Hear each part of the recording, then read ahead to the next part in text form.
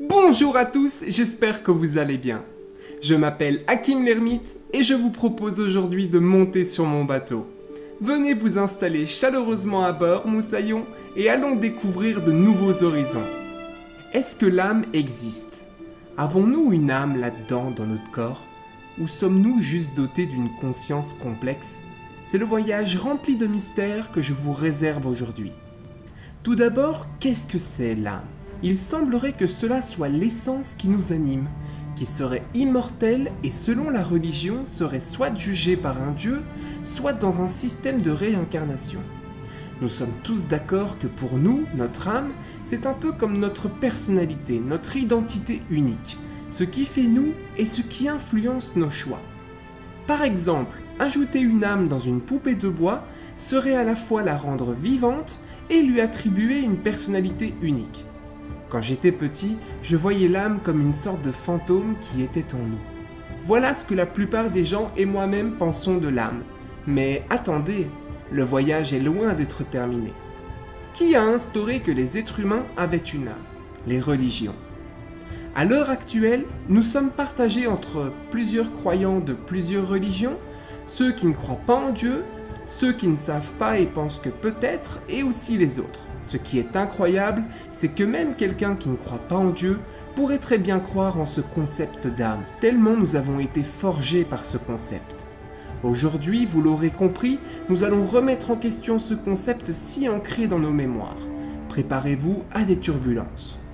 Tout d'abord, il faut savoir que pour les religions, les animaux ne possèdent pas d'âme, sauf la religion hindouiste et le bouddhisme. C'est étrange, non? Pourquoi les animaux n'auraient pas d'âme? Ils sont pourtant bien vivants, et maintenant avec les études sur les animaux, nous découvrons que les animaux également ont une personnalité complexe. Certains utilisent des outils, et même des éléphants arrivent à peindre. N'est-ce pas impressionnant? Ne sont-ils pas comme nous au final? Pourquoi les religions disent que les animaux n'ont pas d'âme? Car ils seraient innocents, ils ne seraient pas maîtres de leurs actes, et donc ils ne seront pas jugés devant un dieu. Par rapport à l'innocence des animaux, je ne peux m'empêcher de vous partager que pour moi, les animaux sont des enfants. Et tout comme les enfants, notre devoir, qu'on ait une âme ou pas, c'est de prendre soin d'eux et de les protéger. Ils sont vraiment innocents et vulnérables. Et si les humains aussi n'étaient pas vraiment maîtres de leurs actes, eux aussi seraient un peu innocents dans l'histoire et seraient plutôt dictés par leur génétique, leur cerveau et sa chimie, ainsi que notre environnement social et culturel. Attention, je ne veux pas du tout déresponsabiliser certains actes horribles. Pour ma part, peu importe les pressions que nous subissons, nous devons essayer de faire les bons choix. N'avons-nous pas découvert à l'heure actuelle que nous sommes des animaux? Que nous appartenons au règne des animaux de la classe des mammifères, tout comme les chiens et les chats par exemple? N'est-ce pas là une faille due au manque de connaissances de l'époque? La science ne serait pas en train de démontrer de plus en plus que notre identité n'est qu'en réalité la somme de notre génétique, notre cerveau et notre environnement? Un exemple tout simple dans ma vie. J'ai eu une envie constante de nouveautés, même dans la nourriture. On pourrait croire que c'est mon âme qui est comme ça, en quête de nouveautés perpétuelles, de nouvelles expériences. Et pourtant il y a bien un gène responsable de cela, le gène DRD4, pour le dopamine réceptor D4. Est-ce que nos gènes seraient une sorte de piano à notes, et notre conscience la mélodie de ce piano? Et pour en revenir au manque de connaissances de l'époque avec les religions, aucune, mais absolument aucune ne fait mention clairement des dinosaures, alors que si vous allez dans un musée, vous pouvez les voir en chair et en os. Ah non, juste en os. Vous ne trouvez pas cela étrange? Une âme serait juste la conscience en fait? Alors bien sûr, il se passe des choses complètement incroyables sur Terre. Je suis le premier à reconnaître que la vie est un miracle.